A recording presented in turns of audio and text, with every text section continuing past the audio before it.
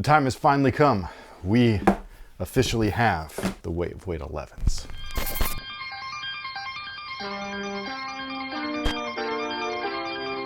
Hey, what's going on, guys? My name's Chris. Welcome back to the official WearTesters.com YouTube channel. Today we got a detailed look and breakdown on the Way of Weight 11. It feels like a really great basketball shoe. It also looks like high fashion and high function all wrapped into one. There's some really interesting elements to the shoe that I think are going to be really nice on court, and it really has me thinking, like, how far behind has Nike fallen in the whole innovation category, man? Like, they're not even there, but brands like this definitely are. But first things first, here's the box. Very Jordan-esque, if you ask me. You've got the logo centered right there at the top. Also, I don't know if you guys remember the Jordan 20 era, but this right here really reminds me of that, especially when you start looking at, you know, the markings that are all over the TPU panels and everything. It tells the story of Wade, and again, that's very Jordan 20. Also, when you look at the face right here, do you remember the 20 lows? I sure do, and that's what this reminds me of. You know, the Wade 10s feel like they released like 2 years ago, even though they didn't. There's been so many colors and variations, the mids, the lows. There's probably more colorways of these than the LeBron. What number are we on? 22? So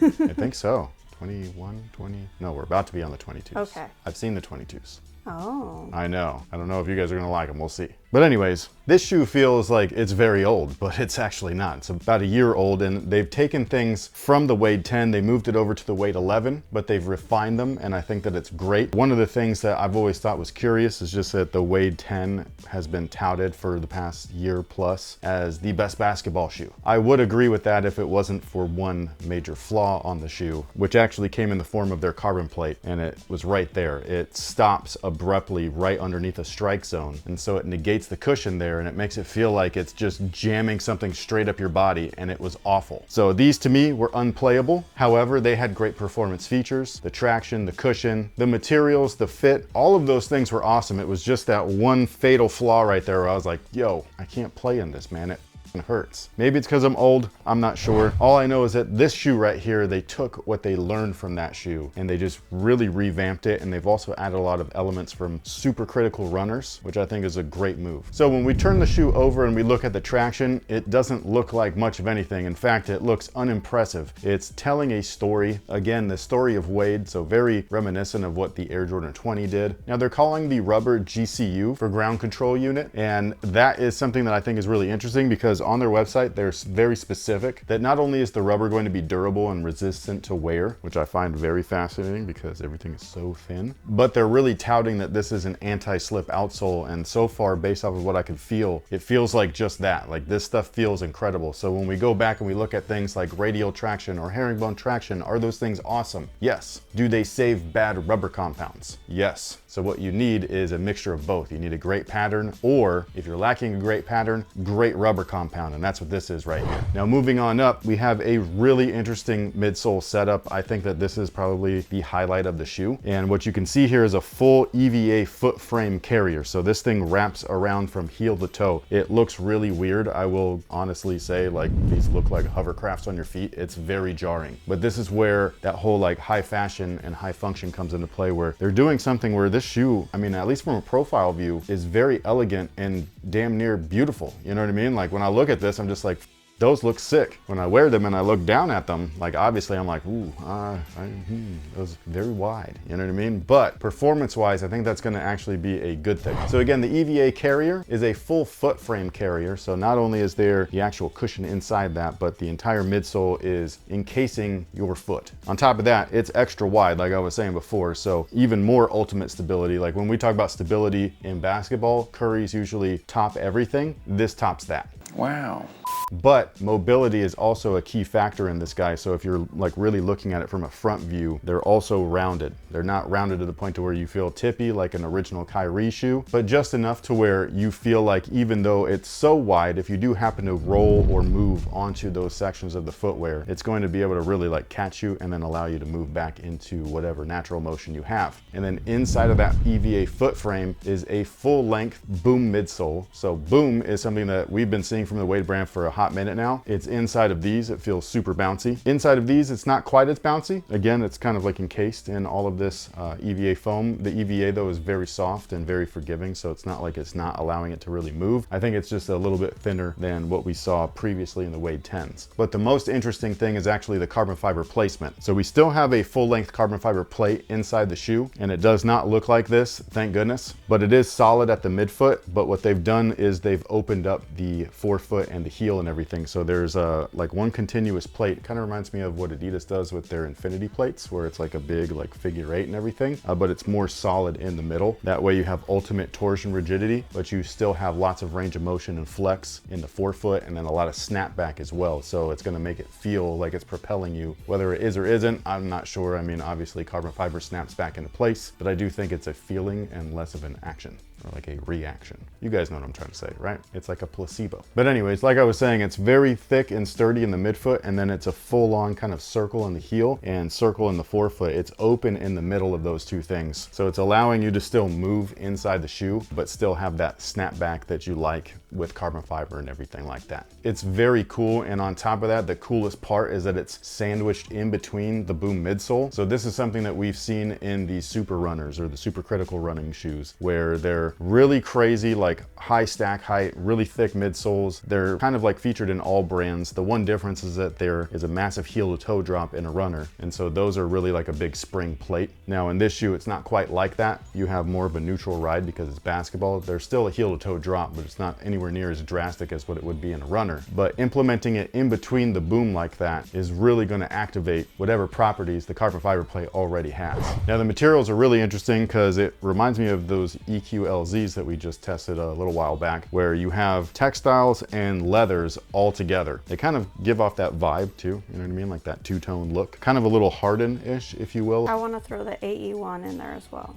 Same thing, that two-tone kind of like look, black and then a color. The materials overall are very nice. It's not a premium leather, it is a thin cut of leather, but it's just enough to make me be like, yeah, dude, this is awesome. It's also very soft. It's got an interesting look to it because they've got a design in there. It's just not paneled. So a very interesting look where it's back in the day that, you know, Nike used to call it vac tech, where they would do that with like plastics and sometimes leathers, where it's heat molded into this look or shape. And that's what they've kind of done here. And I just think it's a good move. I think it's nice using leather. Is it going to be as breathable as something that's textile like the last model? No, it's not going to be, but it sure feels nicer. So I really like that. And then speaking of the rest of the internals, the tongue, first off, comes from the Wade 1. So I thought that was a really cool callback. 2, that's the only portion of breathability on their shoe. 3, they've got an internal lacing system. It's going to keep everything as close to the foot as possible, making the entire shoe, despite how bulky they are, feel like it's working in tandem with your foot instead of against your foot. And then 4, the back collar area is fixed, so it's not like you know, super stretchy or a sock-like collar or anything like that. It's got structure and shape to it. There's also the dog bone collar panel inside with lots of padding and sculpting, cupping your Achilles, keeping your heel in place. All around, just perfect design. Like, it's just so good. Now, as far as fit is concerned, I would go true to size. I think that they fit perfect. Like, it's one of those weird things where it's like they don't look like a foot, you know what I mean? But they actually fit your foot really well. And then once they break in, I'm sure that it'll be even better. If you have a wide foot, you may want to consider going up half a size. And this is where I would say try them on if possible in store. And obviously that's not possible with this one unless you live overseas. So that's kind of an unfortunate situation. I really wish that the US market would be more open to carrying brands like this, only for the sake of the consumer, because if you can't try it on, some people are just like, nah, man, I'm not even gonna bother with it. But with that being said, what do we have for today's question of the day? If you were to rank your favorite Star Wars movies of all time, what would be the order? Original trilogy? In that order? No, that's a hard one because episode 5 and 6 are so good. You can ask me any day and they would flip-flop. You know, episode 4 would be last, but not like, you know. How very Jordan 12, 13, 14 of you. I can't help that things are so great that you can't like pick one all the time and have it just be constant. You know what I mean? Like George Lucas for being so good. The original trilogy is the end-all be-all of Star Wars. The sequel trilogy started off, I think, pretty good, but then I don't know what happened there. Like, I don't think that they were planning for much of anything. The prequels, while that was a fun era and resurgence of the Star Wars brand, I worked at the movie theater when that came out, and I will just say that was my first true exposure to fandom and nerd. I was already a nerd, but like I didn't know that people would go to a movie theater dressed as Jedi. Duct tape wires from their car Yeah, all the way to where they were sitting. So running they could... power so that they could power a TV with a VHS or DVD player and watch the original trilogy before they went and watched. And this is pre-assigned seating. We are so old. Yeah. So when the movie theater opened to let you into that showtime, you left all that behind and you fucking booked it so that you could get a good seat. This era of movies was a fucking vibe. Like if that was like the definition of a vibe, the prequel era was that. Were they great movies? I don't know. Like The Phantom Menace, I will say, Darth Maul is so cool looking. You know what I mean? But like, it wasn't that great, especially the lead up. The lead up was quite boring. The Clone Wars, like there was no Clone War. And then Revenge of the Sith, I do have a soft spot for that end battle. Overall, original trilogy, really only. Like I know that the other ones exist and stuff, and I watch them all. I watch all the side stuff, I watch all the cartoons, I watch everything. Rebels is amazing. Rebels is my favorite, actually.